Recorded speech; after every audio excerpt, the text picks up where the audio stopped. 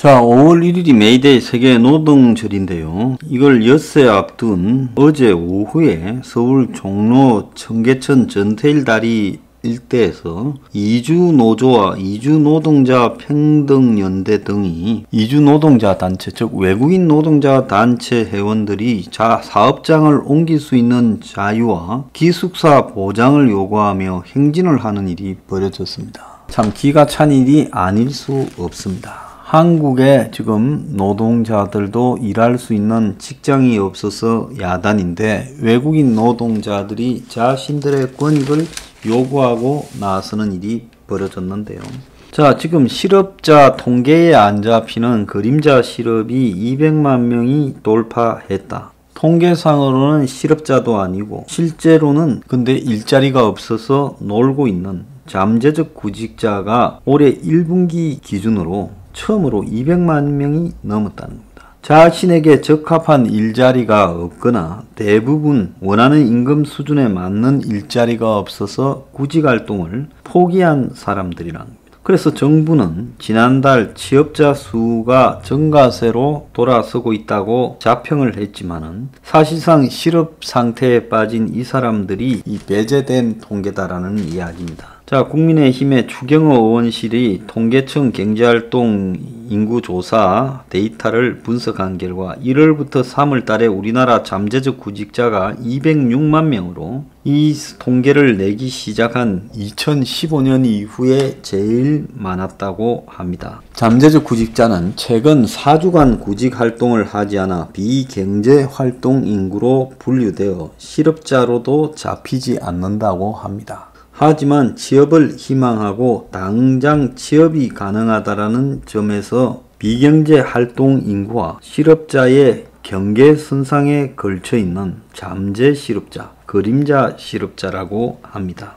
그래서 아예 취업시장에서 이탈하고 있는 애들이 굉장히 늘어나고 있다는 거죠. 코로나가 터지기 전인 작년만 하더라도 1월 3월 사이에 160만 원에서 180만 명까지 오르내리던 이 잠재 구직자들이 올해 1분기에 200만 명을 넘었었고 20, 30대가 98만 3천 명으로 그 절반을 차지하고 있다는 겁니다. 자, 이 배경에는요, 일자리가 있겠냐고 지레 포기한 청년들이 굉장히 많다는 겁니다. 찾아봐야 헛수고다라는 이유를 들고요. 그래서 잠재 실업자 74%는 구직을 접어버렸다는 겁니다. 문 정권 출범 후에 포기가 굉장히 늘었는데, 그래서 정권이 이런 의미 없는 공공알바 양산을 그만두고 노동개혁이나 규제 완화에 이 노력을 해야 되는데 그럴 가능성은 전혀 없이 현재처럼 숫자상으로 이 실업이 줄고 취업이 늘었다라고 말장난만 하고 있습니다. 근데 이들 다수가요, 취업을 하고 싶고 일할 시간 여유도 있지만은 구직활동은 하지 않는 겁니다.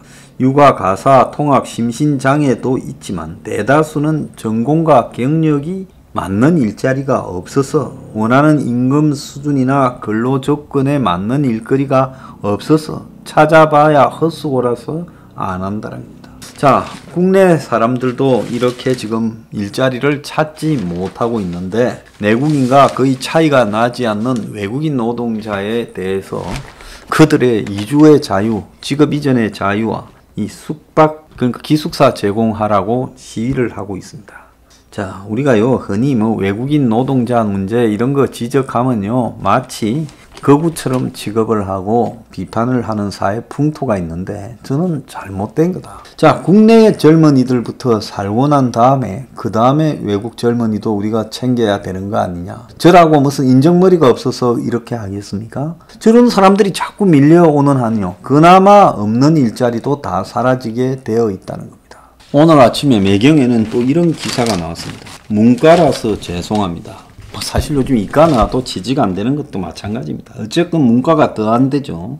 그래서 문과 대학을 나와가지고 4년제 재학생이나 졸업생들이 취업난에 전문대학을 다시 들어간다는 겁니다. 14,000명이나 전문대학에 취업한 사람이 늘었다는 겁니다. 최근에는 4년대 인문대 다니던 사람이 자퇴하고 평소 인테리어에 관심이 많아 실무 교육과 자격증 취득을 고려했을 때 거기에 맞는 학교를 찾다 보니 4년제 대학보다 전문대가 가성비가 높다 판단했다는 겁니다. 그래서 이 전문대학교의 실내 건축 시공 관리반에 진학해서 2년간 실무 교육을 받고 국내 실내 시공 분야 1위 업체인 국보 디자인에 취업을 했다는 거예요.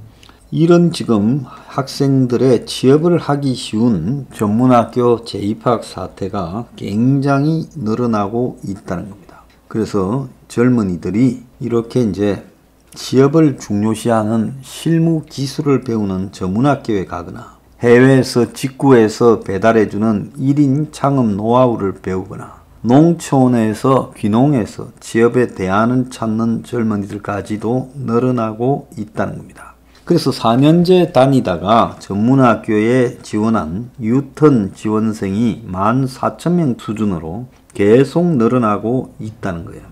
근데 애들이 이 전문학교에서 기술 배우는데 매우 적극적이라서 교수들까지도 놀란다고 합니다. 과거에 전문학교에 보면 학구열이 떨어지고 좀 전문학교 다니는 학생들이 의기소침했는데 지금은 이들이 굉장히 학업 분위기가, 면학 분위기가 좋아지고 열성적이라고 합니다. 자, 그래서 이것 외에도 또 젊은이들이 자영업 창업에 몰리면서 네이버 스토어 입점이 목표라면서 그래서 이 창업, 인터넷을 통한 창업, 인터넷 해외 직구, 또 오픈마켓 등을 창업하기 위한 학원에 엄청나게 많은 젊은이들이 몰려들고 있다는 겁니다.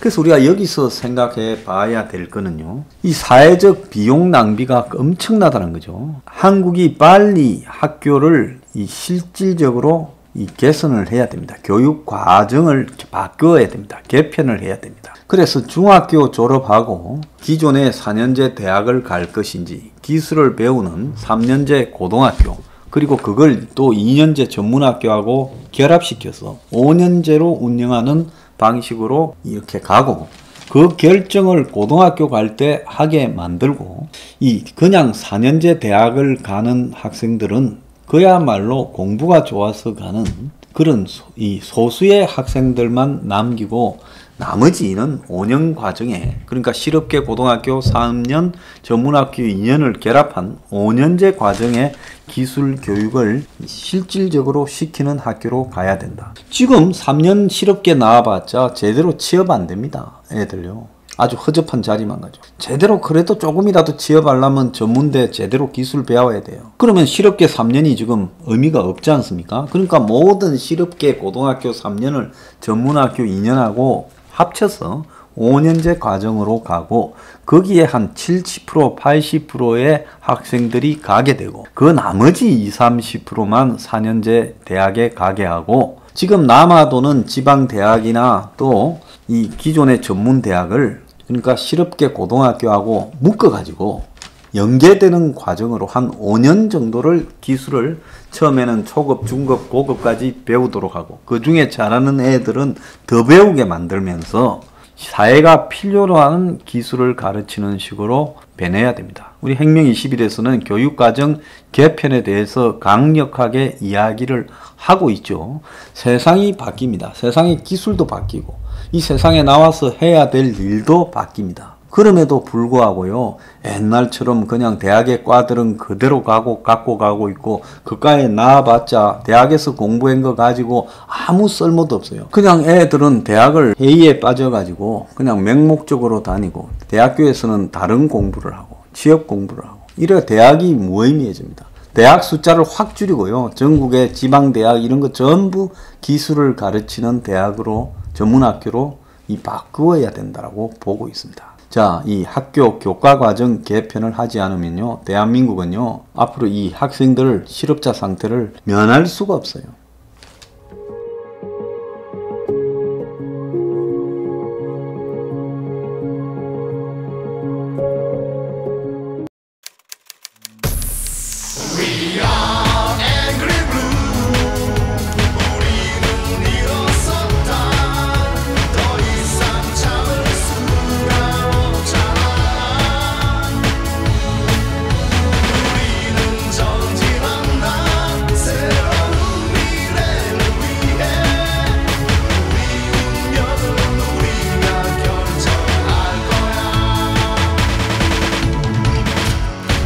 공지